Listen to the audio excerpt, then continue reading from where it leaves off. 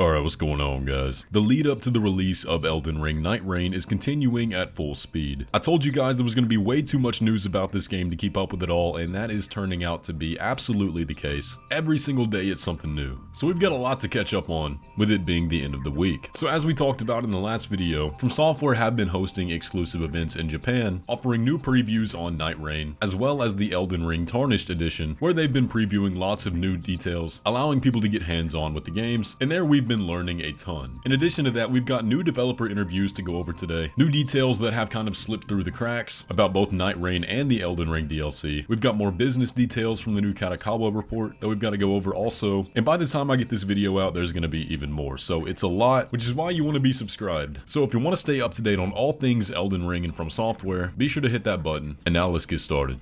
One of the biggest pieces of news from last week was the introduction to Libra Creature of the Night, one of the 8 Night Lords that we had not seen yet, and this boss fight is a true evolution of what we've seen out of Fromsoftware bosses before. There are so many different mechanics going on throughout this fight, and we've really seen nothing like it until now. Now, we broke down this fight in detail in the last video, so if you missed that one, be sure to go watch it. However, there were new details discovered about this boss that were not included in IGN's reveal, and that's because this boss was fightable at the preview events in Japan. And one thing that people noticed while going on the hunt for this boss specifically was that he's not just the Night Lord. So if you look at this image here, you can see that the scale-bearing merchant can be encountered in the overworld, offering what looks to be the same deals that he offers in the final boss fight. And then you can see in the next image that you can end up fighting him outside of the final night. So this looks like a boss that's going to be popping up over and over again throughout your run to go fight him as the final Night Lord, probably offering very good rewards if you do manage to beat him early. So I think that's really cool. It's cool that he's this sort of reoccurring character while you're on that hunt. So that makes a lot more sense why in the original trailer for Nightreign, we saw this boss not in a Night Lord's arena. And that makes me wonder about this Gravity Dragon too, that we also know is another Night Lord, who in the original trailer was not in the Night Lord's arena. But we'll learn more about that boss in the coming weeks.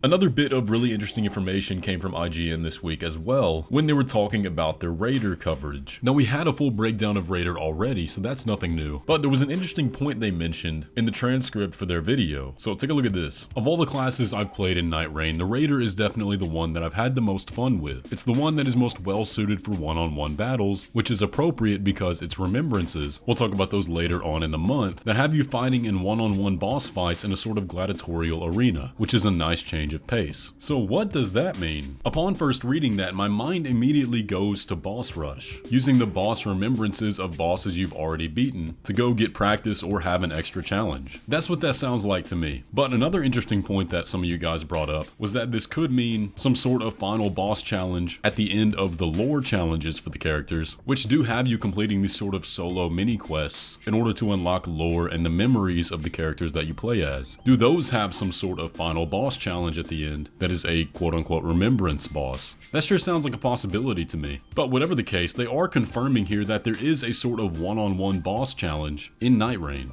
beyond just simply solo queuing. But whatever that is, I guess we'll hear more about it in the coming weeks. So from people that got to play the extended Nightreign version at the Fromsoftware event, one of the rules they told us about was they were not allowed to play as Executor or Revenant. Now, Executor was still on the character select screen, and we have some testimonials from people that hovered over the character to read the abilities. Now, this is just word of mouth, but there were several people all saying the same thing, and I'm gonna be honest, this sounds crazy if true. Now, this is translated from Japanese, so some of the words are going to be different. Executor's passive skill is gains an activation effect when recovering from a status abnormality. Now, what exactly is that activation effect? Well, I don't know. But their standard ability is unsheathing the enchanted sword. You can deflect and nullify enemy attacks. Of course, we already knew about that when we've seen it in the trailers, but we had somebody in the last video saying it was the ultimate. Again, that wouldn't really make sense for them to show, and we had already seen the description of that accidentally leak on Bandai's website. The ultimate is apparently aspect of the Crucible, the beast. Transform into a primordial beast. Now, that sounds insane, but the question is, what beast is that going to be? What exactly do you transform into? Maybe a golden hippopotamus? Maybe a red bear from the DLC? Those don't really sound like primordial beasts to me. I bet this is going to be something new entirely. But that sounds super cool. That's an ability that I feel fills that niche that could fit really well into Executor's playstyle. I'm sure you'll be invincible during that form, or at least taking damage will only shorten the time limit on it. And if that's the case, that would open up a lot of strategic possibilities aside from just dealing damage. But like I said, this is just word of mouth right now. We're still waiting on a full dedicated character trailer for Executor, which will probably be coming next week if we are getting it, but I'm ready to see it. This is my favorite character that we've seen so far, and I want to know how it plays. But just take that with a grain of salt until we get that trailer. Personally though, I hope it's true.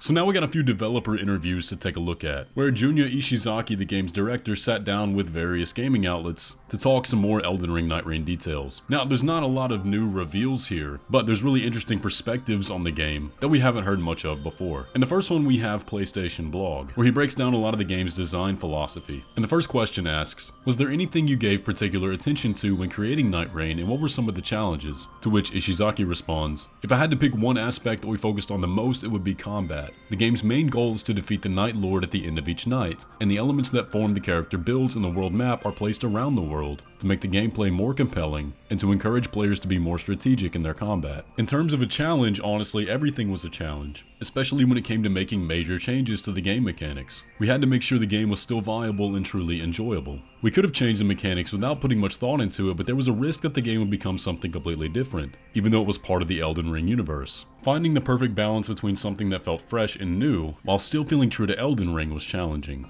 And I think they absolutely nailed that balance. Now this next part is really interesting. The interviewer asks, after playing the network test, while I enjoyed building my characters, I also felt like the strategy aspect became a bit repetitive. Can we expect more unpredictability that encourages players to be more tactical in the final product? And Ishizaki responds, yes, we're also pursuing that approach. So the same strategy won't always work when fighting the bosses. Your initial strategy may be effective for a while, but the bosses will gradually evolve, and your tactics will no longer be viable, forcing you to rethink your approach. Also, in the final version of the game, you'll be able to determine the weakness of each boss before heading out. So if poison is effective against an upcoming boss, you may proactively search for and loot items that inflict poison more often in that run. Taking advantage of their susceptibility will give you an edge in the fights. We intentionally designed the game so that you'll need to adapt and evolve your strategies along with the changes that happen in the game. Okay, so big question mark there. What does that mean? The bosses will gradually evolve and your tactics will no longer be viable. Now, is that just talking about the Night Lords getting harder? It really doesn't sound like it. That sounds like there's more systems in play than simply difficulty scaling or just progressing to the next Night Lord. I mean, is there something that changes with the boss's AI to adapt to the skills that have been used to beat it? Or are there new modifiers that are going to appear on repeat runs, making certain things weak like bleed for example, and amplifying other elemental buffs or weaknesses? Did it say that you'll be able to see the weakness before you go out on the hunt? So that sounds to me like that's going to be something that changes. Otherwise, what's the point? But I want to hear more about that. That sounds really interesting, and maybe they'll break that down more as the days go on. But the next question was equally fascinating. The interviewer asked if there were any changes made as a result of the network test, to which Ishizaki responded, during the network test, some players found it difficult to understand what elements were visible on the map, and said it was hard to identify next steps or how to use some of the character movesets. To address these issues, we made some changes so that information was conveyed more clearly to all the players. We also received a lot of helpful feedback regarding the difficulty. We made some adjustments to strike a balance that makes the game challenging as you progress, but still manageable. Gladius, one of the Night Lords, will also receive some updates, so players have that to look forward to in the final game. Now, it was pretty much a resounding consensus that Gladius was a bit weak in the network test. I know personally, I queued with randoms every time, and every single time we got to him, we were able to beat him. And he was definitely weaker than even the Tree Sentinels, or even the demi-humans for that matter. So I am glad we're going to be getting a buff to Gladius. I think he definitely needs it. Another interview question I want to talk about came from the Japanese version of the PlayStation interview. And this one had a few extra questions, one of which was talking about the lore and the way we should look at it. The interviewer says,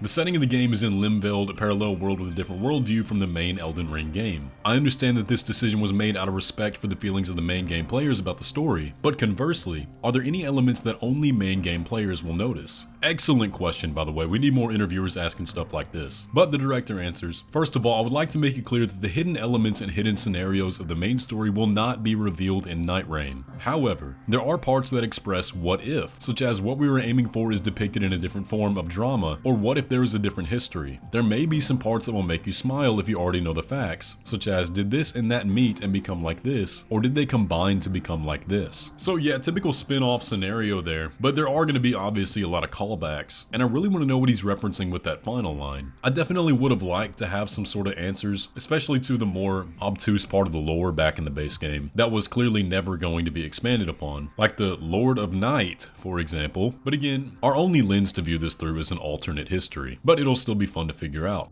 Now the final thing I want to talk about today is the new Kadokawa Report. Now I'll go ahead and let you know there is no new information here, but it is always good to look at these just to see how Fromsoftware is doing, how the company is performing, and so on. Under other circumstances where we didn't already know Fromsoftware's next projects years in advance right now, we would be predicting things. But since we've already had a trailer for their game coming in 2026, there's really no room for speculation. So we'll move through this pretty quickly. Starting off with the fiscal year forecast, even with a forecast of declining sales and profit from 2024 due largely to Elden Ring and DLC, they're aiming to achieve business results that exceed the forecast with the new hit titles and expanded sales of past titles, citing of course Nightreign and Elden Ring Tarnished Edition. And even though Tarnished Edition is just a few armor and weapons, it's definitely going to boost sales just because of how good Elden Ring is in general, and its first time on the Switch too. They also still continue to say that Fromsoftware is steadily progressing to establish their own in-house publishing, even though they've been saying that for years, but we have yet to see it truly materialize. They're still working with Bandai Namco, and now they're working with Nintendo. The question I'm wondering is what's it going to look like for their next major Souls-like game? We'll just have to wait and see. The next thing I want to take a look at is where it says expanding the game pipeline over there on the right. On the last page they mentioned that under the umbrella of Kadokawa they do have a total of 26 games under development. Now you can see there that 21 of those are by Gacha Games and Acquire, leaving 5 between Spike Chunsoft and Fromsoftware. Now we know Fromsoftware is also working on Nightreign and the Duskbloods, but they're definitely also working on their next major Souls-like. Again, no room for predictability here because we already know what their next game is, but again, there's just some numbers to it. And the final part of this I want to take a look at is there in promoting expansion of IP in games. They do continue to talk about animation, extending the life of IPs, and expanding additional contents in games. We're still waiting to hear more about that Sekiro anime. If there actually is an Elden Ring movie happening, I know there was a fake story that came out yesterday that was not true, but George Martin continues to say that there is one. We're just gonna have to wait and see what happens with that. And especially after their partnership with Sony, it's gonna happen, it's just a matter of time. But yeah, like I said, nothing really new there. The business continues to be in good standing, numbers are looking good, and they're generally positive about the future. Like I said, if we didn't already know what's coming next, we could speculate about this a lot more, look at these numbers more scrupulously, but since we already know the Duskbloods is happening in 2026, there's no point until the next fiscal year. But there you have it. But that is all the new information we got just for the second half of this week. It's a lot. It's going to continue to be a lot. It's going to become even more, and it's very hard to keep up with. We got 3 more weeks of this stream of news. So like I said, definitely be subscribed to this channel. I'm going to be doing my best to keep you guys up to date on absolutely everything. With all that though, if you enjoyed today's video, be sure to leave a like on it and subscribe if you're new around here, and I will catch you in the next one.